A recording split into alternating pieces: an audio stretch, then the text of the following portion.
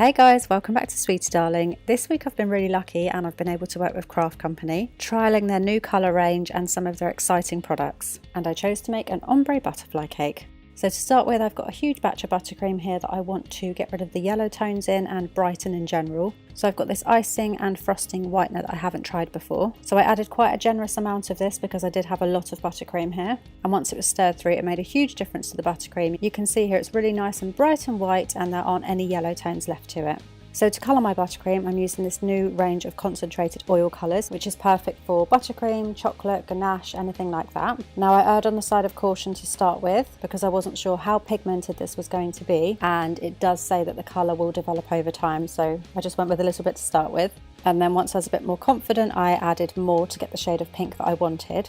Now unfortunately the sun beamed through the room here and made this look much warmer than it is, but you'll see the true colour later in the video. I then also made some blue. So my original plan for this cake was to have all lilac icing. So I got the pink and the blue colours. Obviously I was going to see what they look like separately, then mix them together to make lilac. And I ended up loving the pink and blue so much that I incorporated them into the cake because I just thought they were the prettiest colours. So I've done my pink and my blue, and then I've combined pink and blue to make lilac, and I needed to add a little bit more blue to this just to tone down the pink a bit and get more of that purpley colour. And the thing I will say about these colours is how easily they mix through buttercream. Something I don't like about using gel or paste colours is that you can end up with chunks of colour. So if I'm using those, I'll end up paddling them and working the colour to make them as runny as possible. Whereas these, because they're a nice loose liquid, you can see I'm mixing by hand and having no trouble at all getting that colour evenly distributed. So next it was time to decorate the cakes. So these are actually dummies that I've already crumb coated in some buttercream, same as I would on an actual cake. And I'm starting with the blue. Just look how pretty this is. It's such a lovely colour. And then I'm moving on to the lilac that I've made.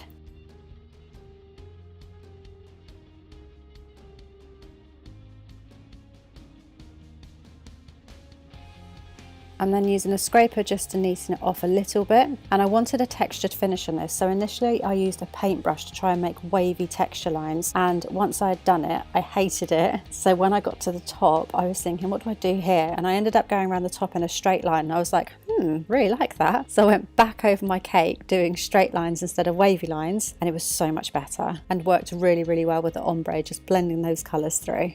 I then moved on to my top tier and used the lilac buttercream at the bottom, and then when I was part way up I switched to the pink buttercream. Again, just such a pretty colour. This was the one that looked really warm in the initial clip because of the sun, but you can see here it's just a very pretty light pastel pink. Again, scraping off the excess, neatening up the top, and then using my paintbrush to make those really nice horizontal textured lines.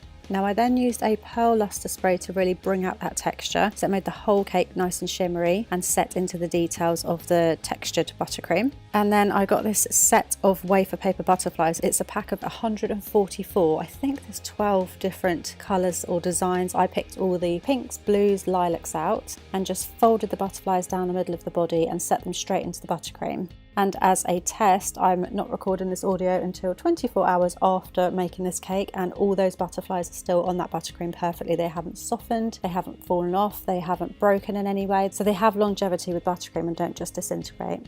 So I've worked my way around in a swirl pattern and then added some butterflies to the top of the cake as well. And then these sugar pearls are also from Craft Company. Really nice colour, really nice size. And I'm just adding those in to make the whole design even more ethereal.